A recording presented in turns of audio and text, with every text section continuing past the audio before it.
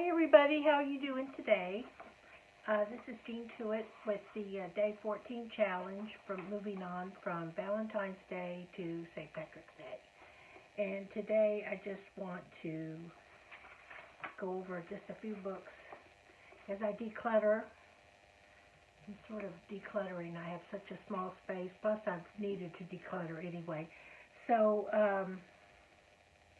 this is a really good book, The New Secrets of Charisma. So I'll keep it, or at least I'll read it from cover to cover.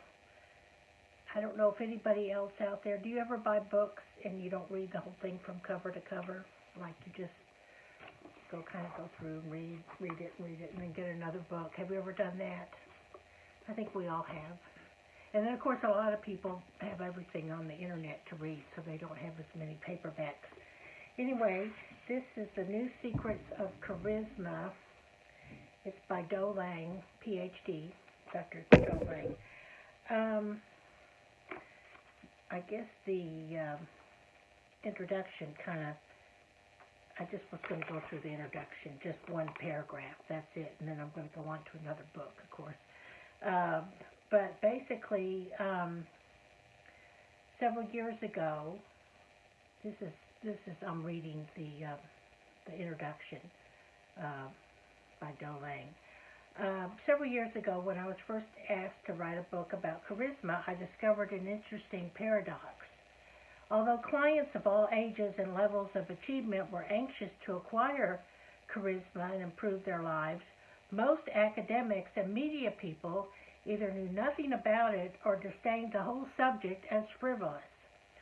Though the first edition of this book drew a great deal of favorable response, the initial reaction of many talk show hosts and columnists ranged from skeptical to hostile. You either have charisma or you don't. You've got to be born with it, was a common remark. I had a feeling that these well-known people felt their own sense of entitlement through talent was threatened by the idea that ordinary people could learn to harness their inner charisma and be more dynamic, exciting, and successful.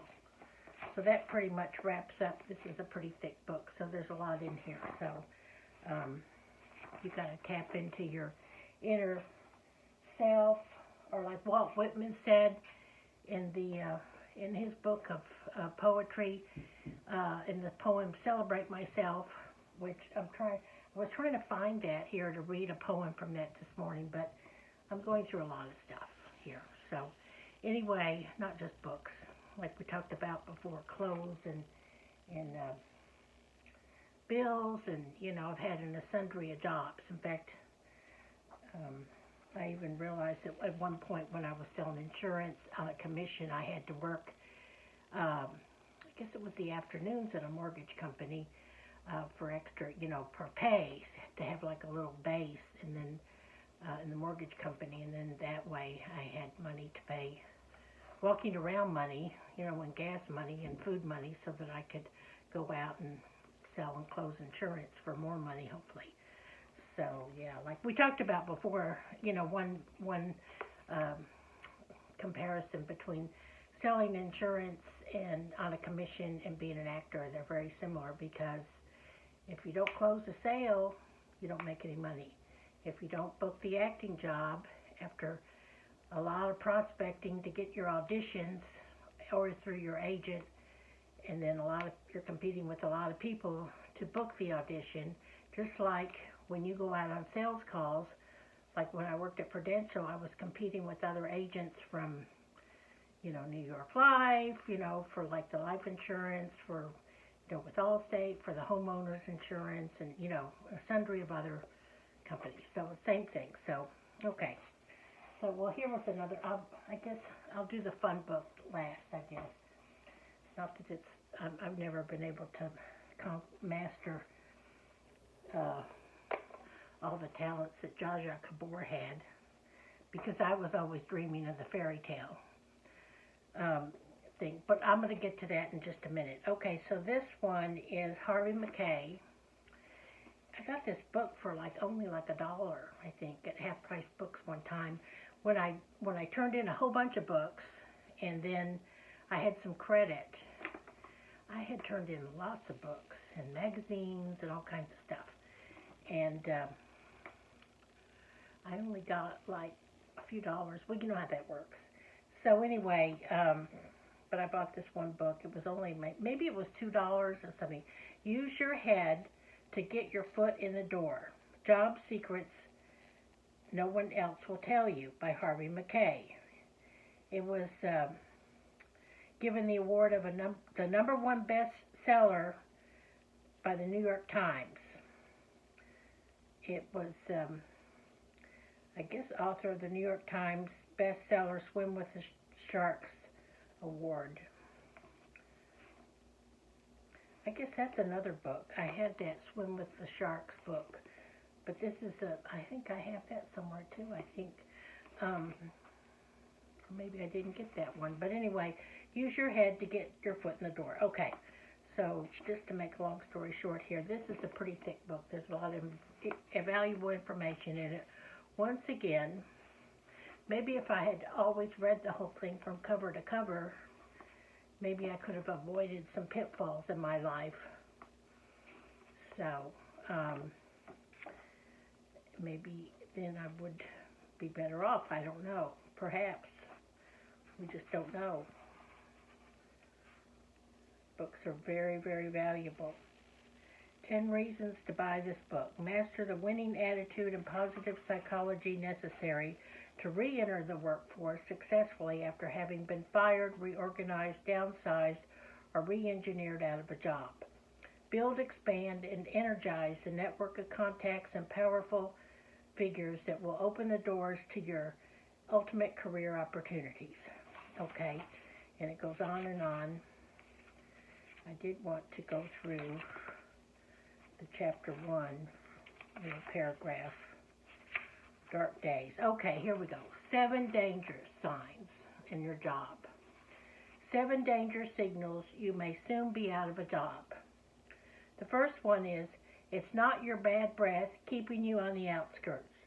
Suddenly, your boss invites your second in command to meetings you usually attend, but forgets to ask you. Okay? So that should be a red flag for you. To be concerned. Don't get worried. Worried wastes your time and your energy and everything. Just get your concern level up, because worried can get you into a whole nother, get you out of your parasympathetic nervous system or whatever. I've been studying up on that and learning that from this other group that I was following, that I'm in. We've talked about them before, but I'll go into them another day again. Okay, so they forget to ask you to the meeting. Your office is abruptly relocated 2 floors away from the C-suite or your department's power alley, or you are transferred to Novosibirsk or Chinyasha or Moldova, all kinds of other countries that I can't pronounce, that I've never heard of. Maybe that's just being sort of a play on words here. With a glorious opportunity to build a brand new market, okay? In other words, out in the boondocks. You know, that's what they would say in Texas. Or, you know, you'll get there when the cows come home or whatever. Okay, and report back in 5 years. Your organization chart is rerouted. You now report to somebody with much less clout or stature than your last chief. Perhaps your new boss is the outfit's Attila the Hun, who specializes in dirty work like axing long-timers. Your prized subordinate and backup is reassigned. An overly qualified new hire is parked in your department until the right spot opens up. Okay, so that kind of reminds me of one time when I worked at a newspaper as a managing editor. I don't want to go into all the details. But basically, when I got promoted, I was a reporter, then assistant editor, then managing editor. Basically, all of a sudden, the publisher decided that it was my job to fire people, and it was a small anyway. I didn't even want to fire people because then I had to do more work myself, stay up there all night or half the night. Or, of course I was able to use a lot of stringers from the high school and college and newspapers and everything. But anyway, I worked longer. The few people that I did have that were allowed to stay, basically, they had to work more hours. And there was one guy there that I didn't fire because, well, we were always talking about it. But if they had fired him, I would now probably not even be alive now because I would have had to work 24/7, every day for weeks. But anyway, so at the newspaper, because he was the main reporter, the main full-time reporter, and then he had a lot of overtime. Okay, so, which I had done that job in other papers many times, in that paper too, but other papers I'd done that a lot. So basically I had to let go, like a photographer and a I guess a sports editor, one of them, two of them actually. They were part-time somehow. They ended up, I don't know how that worked out, but anyway, but they were, anyway, it was a long, this was decades ago, but I had to be the heavyweight. Oh, I even had to let go this other gal that, well, she was always, well, actually, she wanted my job all the time, and then I thought it would work out, we could work together, and then somehow it just, I don't know, I've slept since then, but, anyway, but I found out years later she got a much better job at another media place, so good for her. So maybe she wouldn't have got that if she hadn't have moved on, so, and then somebody else that got a big job kept asking me when I was going to get a real job, even though I was the managing editor of a real newspaper, but it wasn't like a big one that, but it was a smaller paper. But I used to have kids ask me that when I was a substitute teacher, pursuing my acting career on and off, or when I transitioned from strictly commission insurance into acting and then moved to California back and forth, blah, blah, blah. Anyway, so, but kids used to ask me, like as a substitute teacher, even when I did it every day, I used to go in. And I did a lot of the work that the teachers, because some of the teachers